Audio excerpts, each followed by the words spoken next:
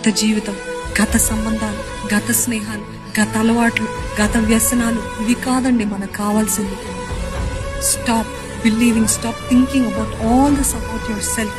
మరలా వారితో కాంటాక్ట్లో రావటము, వారికి మెసేజ్ చేయడం, లేకపోతే ఆ స్నేహితులతో కలవడము, మరలా వ్యసనానికి వెళ్ళక ముందు ఏం చేయాలంట, ఇది నేను అపవాది ద్వారా దాడి చేయబడుతున్నాను గుర్తెరిగి వాక్యంలోకి వేగిరంగా వెళ్ళాలంట, పరిగెత్తాలంట, వాక్యం దగ్గరికి, సన్నిధి దగ్గరికి, మందిరానికి వేగిరంగా రావాలంట.